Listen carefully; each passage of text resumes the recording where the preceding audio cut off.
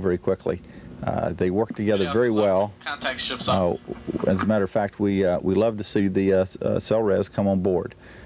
What happens is that with our 60% manning that they have on a day-to-day basis with the active people, they go through a lot of work, spend a lot of time getting things ready, preparations for inspections, maintenance of equipment, cleaning, day-to-day housework.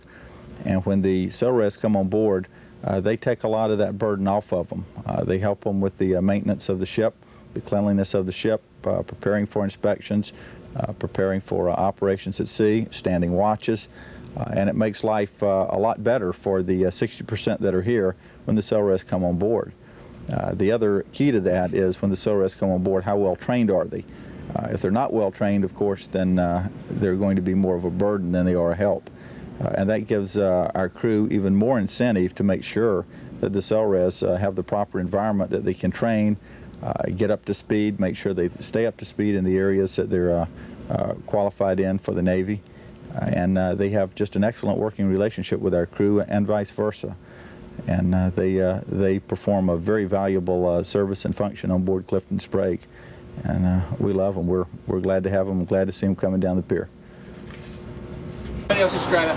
How do you bring your civilian knowledge and skills to work here on a weekend, on a drill weekend with the active duty Navy? What kind of benefits do you get, and what kind of benefits do you think you give to the active duty sailors?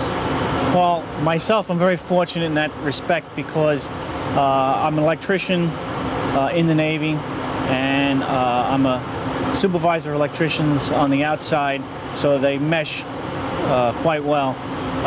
Basically, you stay current with the technology, the equipment, both inside and out. They complement each other.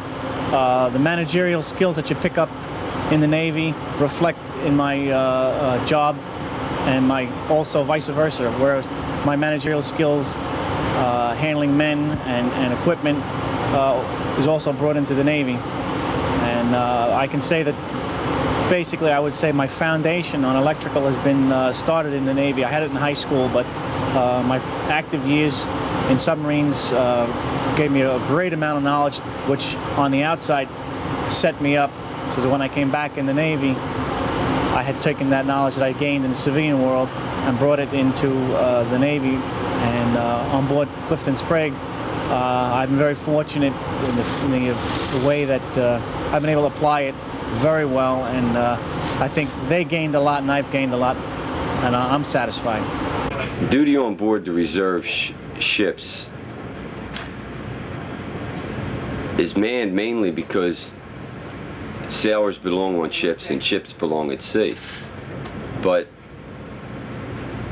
you have a lot more pride and professionalism inside of you when you serve on board one of these. You feel like a better person, and that's why I'm glad that I'm on here now rather than sitting in a reserve center or just doing a shore duty billet. There's no comparison to it. I mean, the ships are a better way of life for you.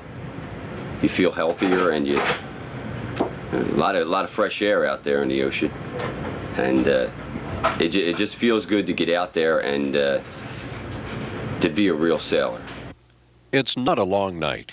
As the sun comes up Saturday morning, the sea and anchor detail is secured.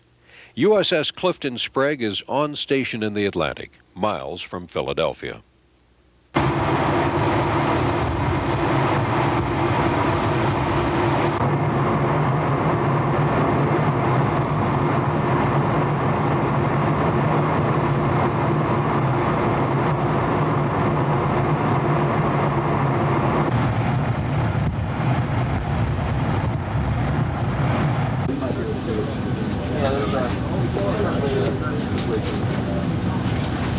That little one looked like about a 16-foot. Officer today. Officer that guy. Based on fixed time, 4-5, combat holds you on track.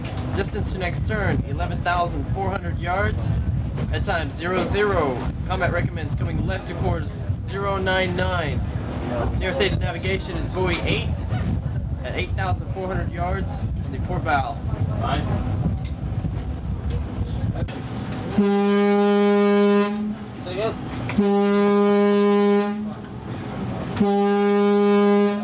come on.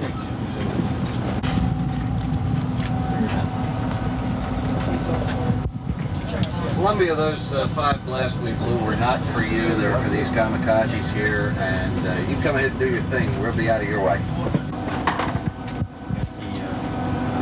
Kick up the 25 to get past it a little quicker, or? No, just let her go. I think we'll be all right. Yeah, don't forget the water keeping out of the ferry over here. It's very coming across. We'll talk to you when it gets closer. They'll usually call us.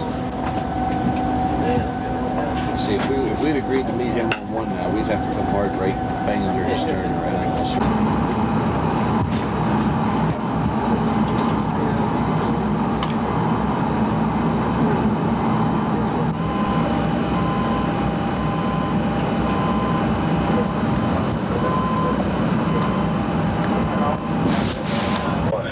Yeah, I would tell anybody, especially the new ones that are coming out of the boot camp and have the reserve criteria attached to them. I think they should give themselves the opportunity to go aboard ship. See, the best experience is to be there. You have no knowledge that I don't want to do it if you never done it. You don't know what it's all about. I think you should give yourself an opportunity to find out what it's all about. Especially if you haven't traveled, if you haven't done any traveling at all, I think it's a great experience of getting some traveling up under your belt, as well as doing your job, doing your rate, or whatever you qualify for. Even qualifying high is better being aboard NRF than it is aboard shore duty. The typical weekend training evolutions aboard Sprague would consist of 1 to 2 general quarters drills.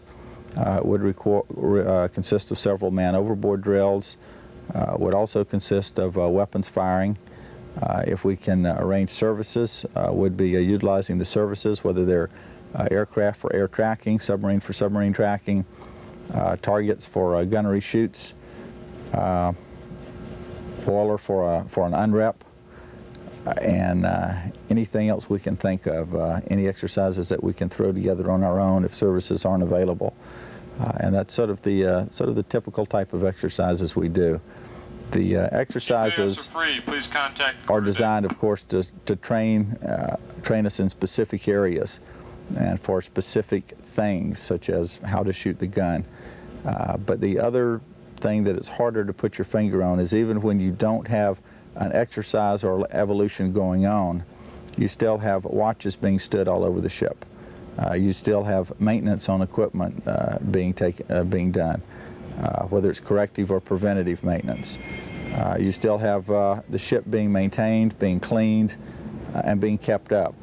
And that training is as valuable as going out to do a specific exercise. Everyone's job counts on drill weekend. No one knows this better than the men who run the galley. This weekend they will serve 160 very hungry people. It is now 10:00 on Saturday, and Captain Cross sounds general quarters.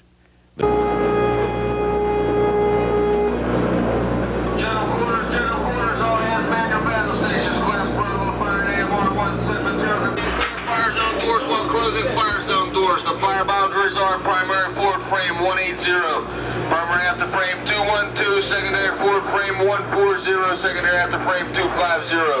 All hands non-involved in fire fighting efforts remain clear.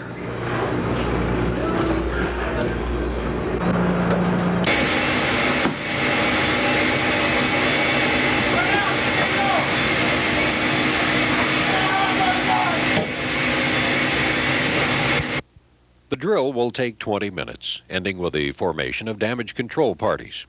At the end of it, the crew can assess just how capable they are to deal with a battle situation or other emergency. A surprise simulated man overboard drill later in the afternoon again tests the crew.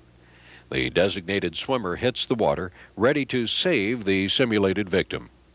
Marksmen stand by, ready to take aim at any unwanted visitors in the water.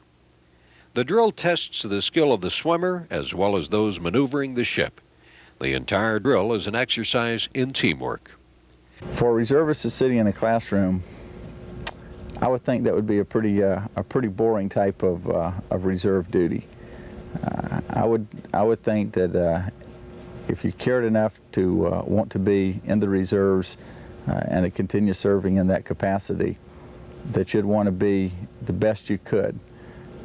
And I think that for anyone in the Navy, the opportunity to be the best you can is going to present itself at sea. There are some rates, obviously, that are not seagoing rates that this would not apply to. But if it's a seagoing rate, that's kind of where you belong. That's what you're trained for. That's where you're supposed to be. And I could see why you'd get bored sitting in a reserve facility or a classroom environment, or even at a shore facility. On board a ship, it's just the opportunities are limitless of what you can do and the type of training that you can get into. And it's never static. I have a hard time when someone asks me specifically, what do you do on a training weekend? Or what do you do on Actutra? Because it is so varied. I don't know. Next time we go out, it's going to be different from the last time. The weather's going to be different. The seas are going to be different. The training evolutions we're going to do are going to be different. The services that we can get are going to be different. It's all going to be different. A lot of times the people that are playing key roles in it are going to be different. The teams will be a little bit different. It's never the same. You don't have a static environment. And it's a very dynamic environment, and it's a very exciting environment. And I would think that anyone would much rather devote their time in such a way that they could get more out of it and sort of, I guess, get that little extra zest or gusto that they can out of their activities. And I think you can do this at sea far better than you could ever do it ashore.